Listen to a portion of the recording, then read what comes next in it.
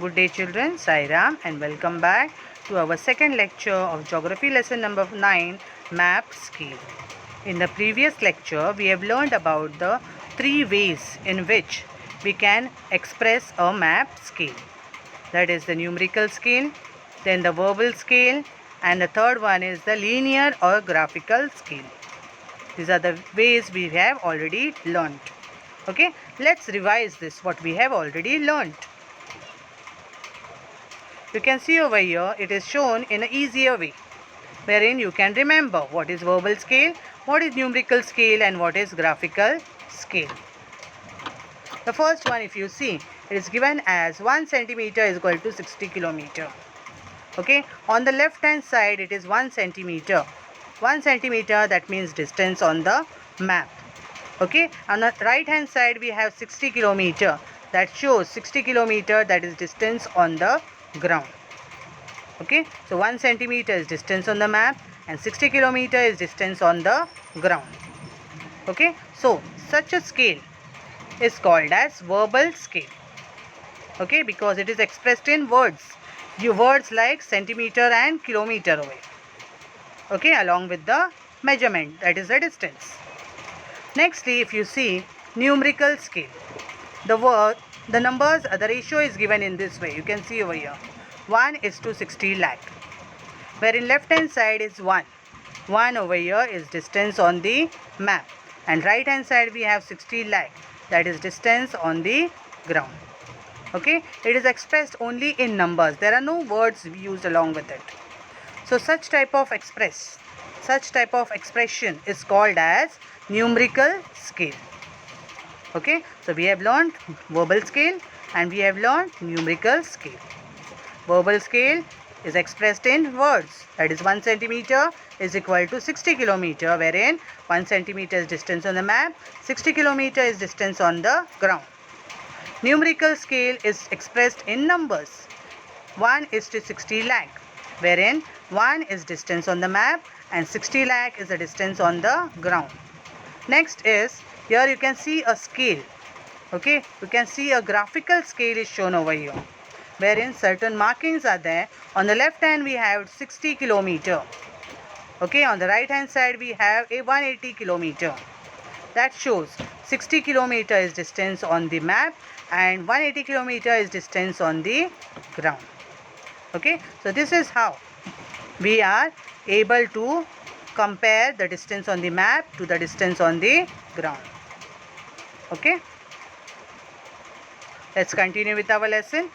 Now, among these three ways, let's see why the graphical scale is so very important.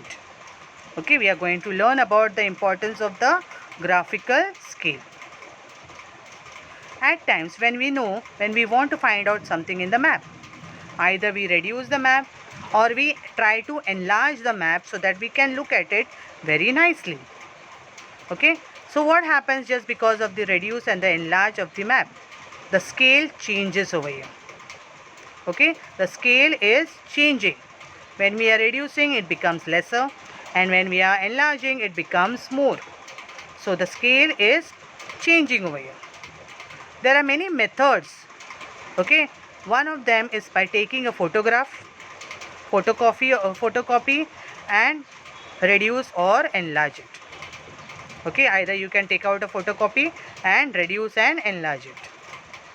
Okay, when the map is reduced or enlarged, the verbal and the numerical scale on the original map, it does not change. Okay, whatever scale is present on the verbal and the numerical scale of the original map, it does not change when we try to reduce it or to enlarge it.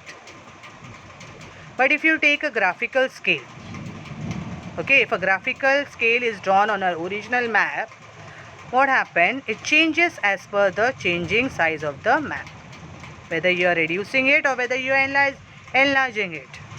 Okay, it changes according to what we are doing. Okay, so only graphical scale is more important than the other two types of scale.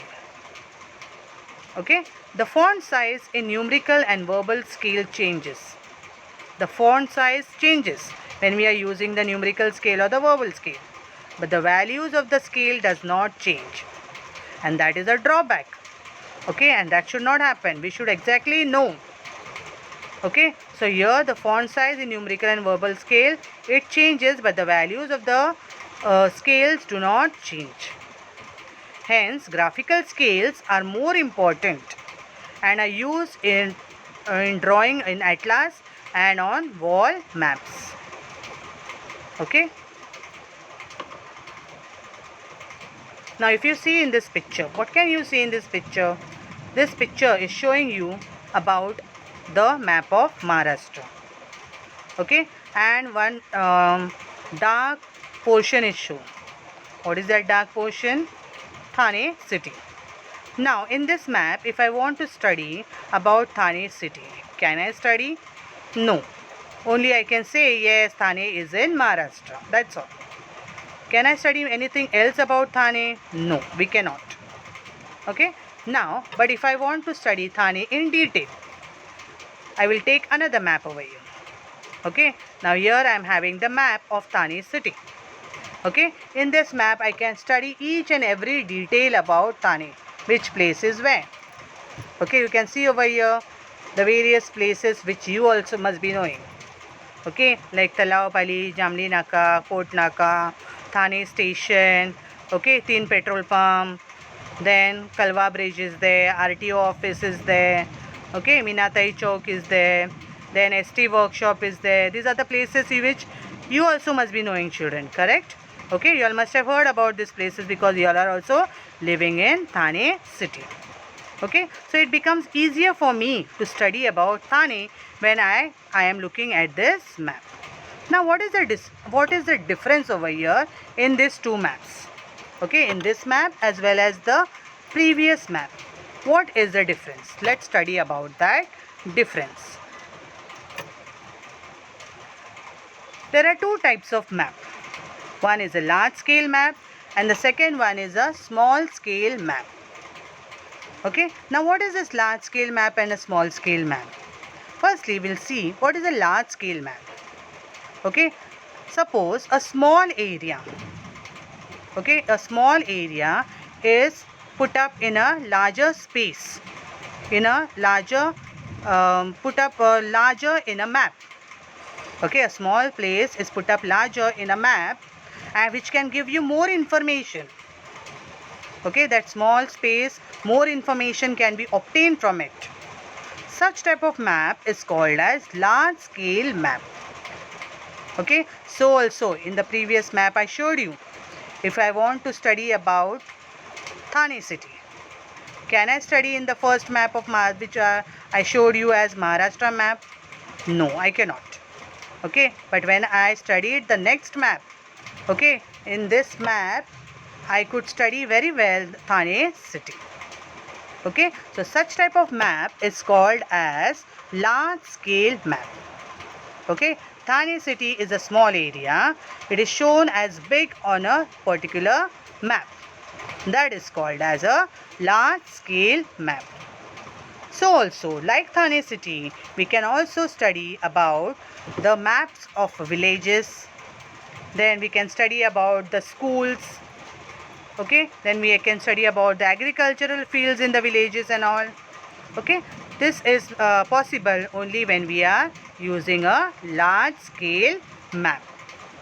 Next is small scale map. What is a small scale map? When a larger area is shown in a smaller map. Okay, when a larger area is shown in a smaller map, because of which I cannot get more information. Very less information I am getting about it. Okay, such type of map is called as small scale map. Okay, a map providing you very less information about a place. Okay, that is called as a small scale map. Okay, so here in this picture we have seen previously also. Now tell me which is a small scale map and which is a large scale map. Here we can see it is a small scale map because it is just showing you a small place of Thane. Okay, here small place of Thane is showing you. So this we can call it as a small scale map. Okay, and what is large scale map? Here I can study about Thane city in detail over here. Okay, so I can call this map as large scale map.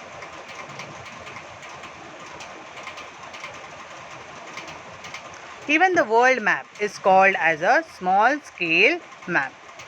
Now let's learn in detail about a large scale and small scale map.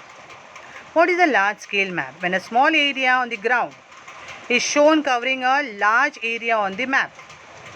Okay, when a small area on the ground is shown covering a large area on the map, it is said to be a large scale map. Example, the city map, the village map, the agricultural field map, okay, and many more. Generally, we say a scale of a large scale map is 1:10,000. Okay, generally, in general, if we talk about a scale of a large scale map is 1:10,000, wherein 1 is the map distance and 10,000 is the ground distance. Okay, the principles of comparing fractions. You all must be knowing what is the principles of comparing fractions. In a fraction, when we are comparing a fraction, it is always that the fraction having a smaller denominator is greater than the other fraction. Same way here also, this principle only is used to compare the ratios of scale. Okay, the ratios of this map scale. Okay, the principle of comparing fraction is used to compare ratios.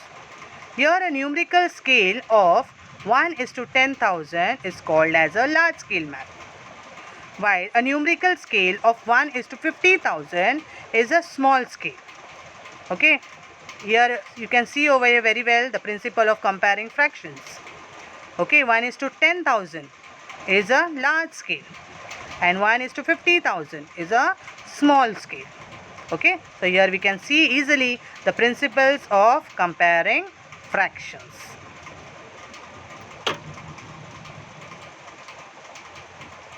Yes, you can see this map over here. What is this map about? It is a world map. Now in this map, if I want to study in detail about India, can I study? No. I will not get all the details of India. Okay, it is just an outline of India I can see over here. Okay, you can see in this map, where is India? Here you can see India. Only I can say India is over here. But can I study about India? No.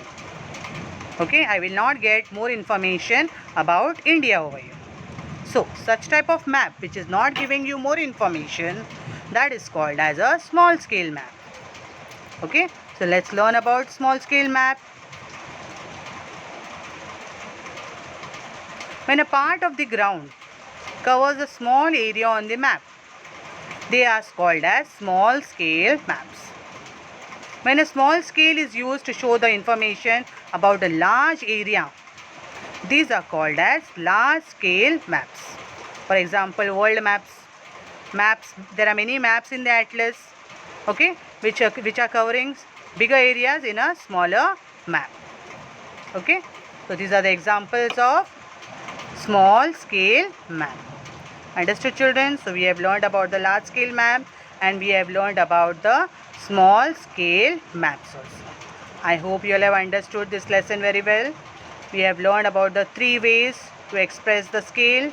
We have learned about the types of maps. That is large scale map and small scale map. I hope you all have understood it very well. Okay, children?